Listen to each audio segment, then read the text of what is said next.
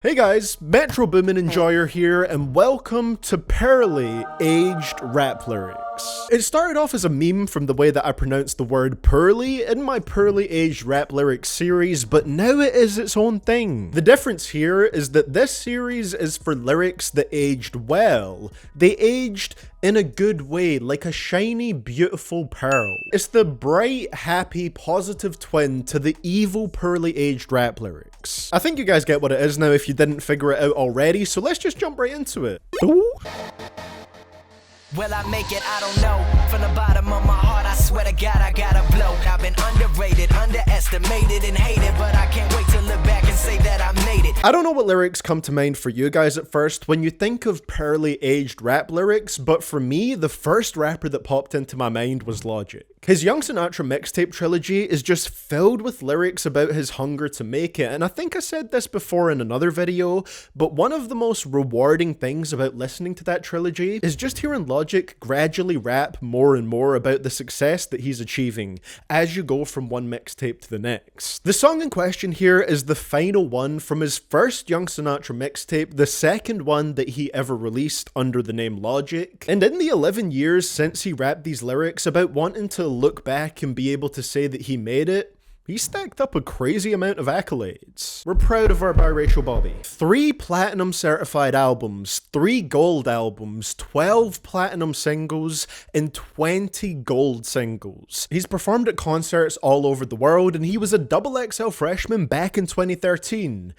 Back when that meant a little bit more than it does now. A couple Grammy nominations, and at the time of recording this, he's still getting 11 million monthly listeners on Spotify. And that's just counting his achievements within rap. He's also the first rapper to ever publish a New York Times best-selling novel, so there's a fun little fact for you. Listening to songs like Just Another Day really gives you a lot of appreciation for what Logic has managed to do in a decade. Could never offend me.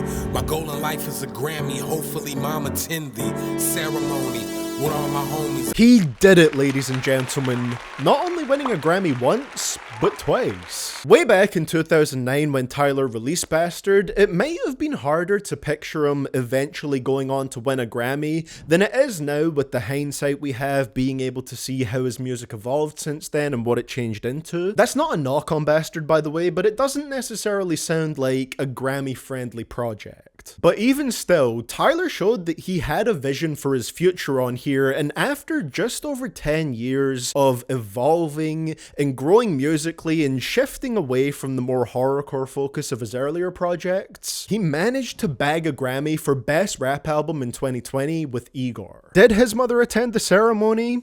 Why yes, she did, making this a wonderful, Pearly aged rap lyric. And Tyler would get his second Grammy-winning album this year in 2022 when Call Me If You Get Lost won in the same category. He's achieved his goal in life 2 times over.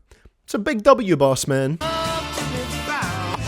Like a black Democrat, Barack Obama, the only nigga that can catch Osama. Kind of a little shift in tone from the other 2 lyrics, I know, but if you heard these lyrics in the present day, you would possibly be thinking that they were just a reference to the fact that Osama bin Laden was killed during Barack's presidency. But as it's in this video, I think you already know what's happening here. The game, as you might have guessed, said this before the death of Osama bin Laden, which occurred in 2011.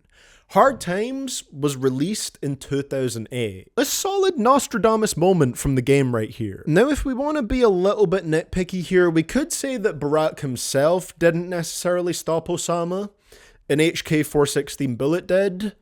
But we don't want to be nitpicky, so this is a certified Pearly ager. Just to tell you that ain't true. One day them kids is listening gon' grow up and get too old for that shit that made you blow up.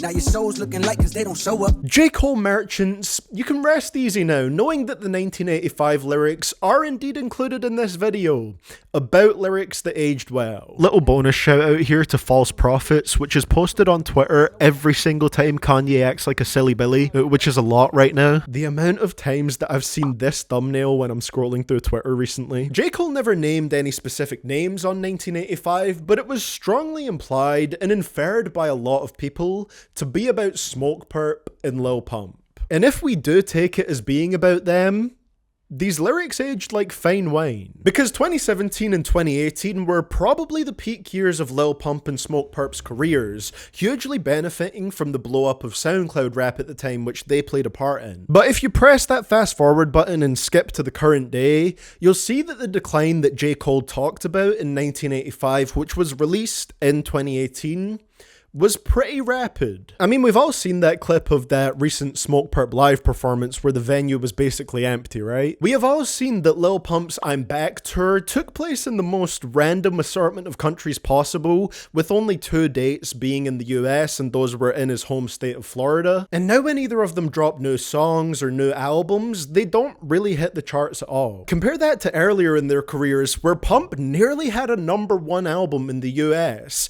and Smokepurp had a couple that charted around the top 40 spot. I think at the time, most people could tell that the Lil Pump Smokepurp sound had a limited shelf life, but J. Cole managed to craft a nice verse out of that idea, and most of what he said on it has become a reality. Can't believe I never had shit. 2012 was a good year. 2017 too lit. 2020 vision, see the future. Looks like the crown do fit. Say what you will about MGK, but he did kinda nail it with this one. 2012 was indeed a good year for his career, as that's when he dropped his first studio album, and it peaked at the #4 spot on the Billboard 200. He was also on the 2012 XXL Freshman list, which was an interestingly balanced year. They also had Hobson and Future on that same list. And he had the official theme song for WrestleMania 28 that year, which I must have completely forgotten about. I don't remember him having the theme song for that, but that was a pretty big one. That was the one where the main event was Eyebrow Man versus Bing Chilling. 2017 was the year that he dropped the song with the lyrics that we're talking about in this segment, and it was another pretty good year for Kelly career-wise. Again, his album from this year hit #4 on the Billboard album charts, and it was the year that his highest charting song, Bad Things, would hit #4 on the Hot 100. And then finally, the Pearly aged part comes with the last part of those lyrics, where he had that little bit of wordplay where he said he could see the future clearly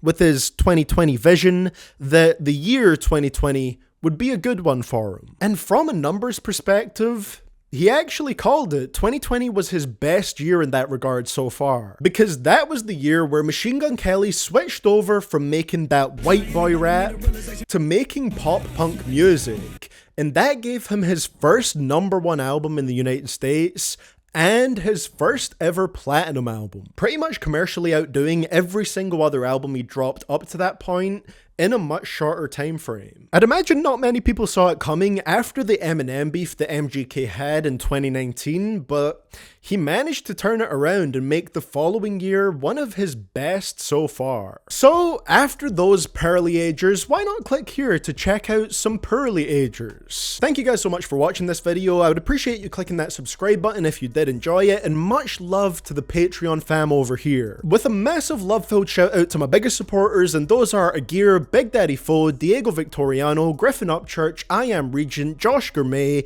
and Ryan Shadow 507.